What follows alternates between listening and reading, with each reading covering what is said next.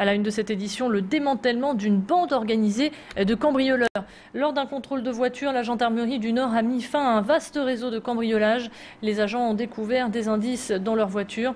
La suite de l'enquête les ont emmenés dans des caravanes et des bungalows où plusieurs objets ont été retrouvés, ce qui devrait résoudre plusieurs dizaines de cambriolages qui ont eu lieu dans le Nord-Pas-de-Calais. Les cambrioleurs vivaient dans la métropole lilloise. Ils ont été placés en garde à vue. Au total, 6 individus ont été présentés aujourd'hui au parquet de Dunkerque. Plus d'explications sur ce démantèlement au micro de Tanguy Lécluse. Les opportunités sont là, ils s'emparent de tout ce qui peut être vendu très rapidement. En l'occurrence, on voit derrière moi de l'outillage essentiellement, des écrans DVD, des ordinateurs portables. En fait, tout ce qui s'écoule très rapidement. Ils ne gardent pas ça très longtemps.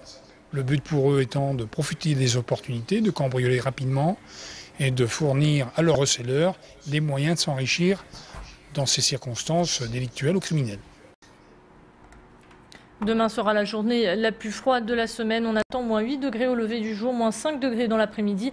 Un record de fraîcheur pour Météo France. Cette vague de froid va rester avec nous jusqu'à ce week-end. Le redout est annoncé pour la fin de la semaine où on repassera la barre des zéros. Pour faire le point sur la situation, nous avons joint par téléphone un prévisionniste de Météo Service. Explication. Nous sommes dans une configuration vague de froid depuis déjà quelques jours et qui va certainement perdurer au moins jusqu'au week-end prochain. En ce qui concerne la région lilloise, donc les températures actuellement sont en phase de baisse. Elles vont continuer dans les heures à venir et dans les jours qui viennent. Donc on atteindra certainement le pic de froid dans la journée de vendredi. Ce froid est renforcé par un vent de nord-est très piquant qui renforce considérablement la sensation de froid pour toute personne humaine.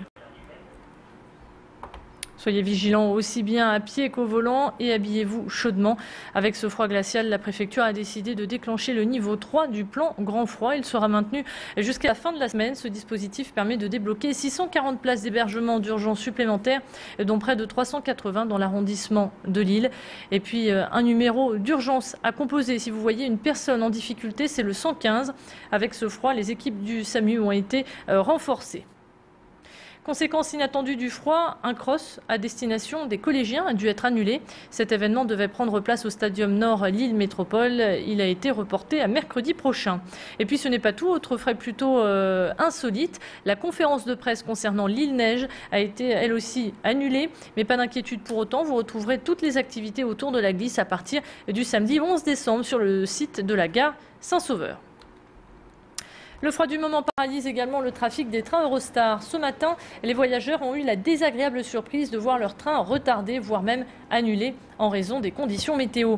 Par mesure de précaution, la vitesse est actuellement limitée sur les lignes du nord de la France, également au Royaume-Uni. Résultat, de nombreux retards pouvant aller jusqu'à 90 minutes sont répertoriés. Ici, en gare Lille-Europe, de nombreux passagers ont dû prendre leur mal en patience. Certains amers ont l'impression de revivre leur cauchemar de l'année dernière où le froid avait fait des siennes. Je vous propose d'écouter quelques-unes des réactions recueillies par notre journaliste Baptiste Blic. En fait, on a eu exactement le même problème l'année dernière à cause de la neige. On a eu aussi le même problème lorsqu'il y a du vent. C'est-à-dire que les conditions climatiques, même quand il fait très chaud, on a eu exactement le même problème. Eurostar n'a rien appris et à nouveau situation complètement de catastrophe à Bruxelles où rien n'est géré, où les gens ne savent pas du tout ce qui va devenir. Ils ont demandé aux gens qui allaient à Lille de passer devant les Anglais qui sont restés un peu sur le carreau. On se demande ce qui va se passer s'il y a plus de neige dans les semaines, mois à venir, quoi.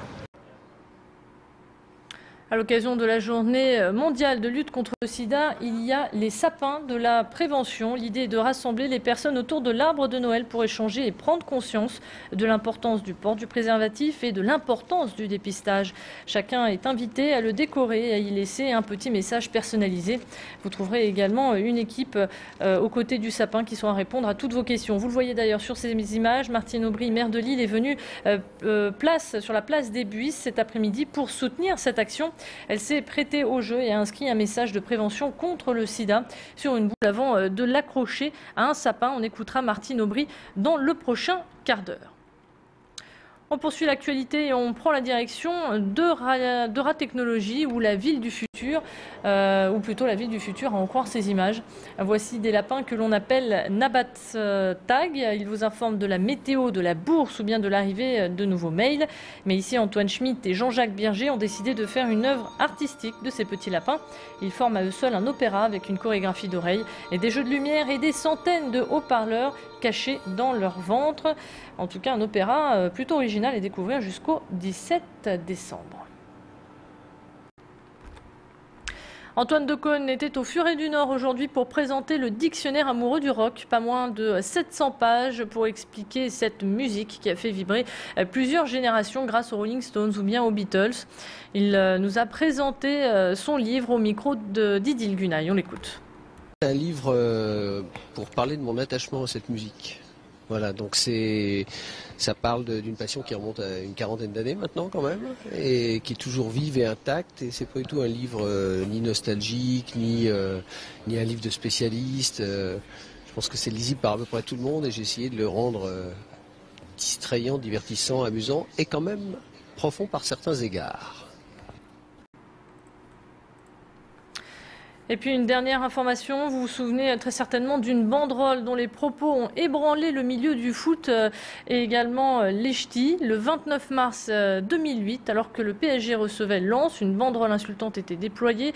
Et bien demain, le tribunal correctionnel de Bobigny jugera 5 personnes pour provocation à la haine et à la violence.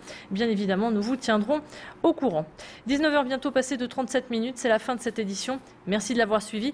On se retrouve dans quelques secondes. Restez avec nous.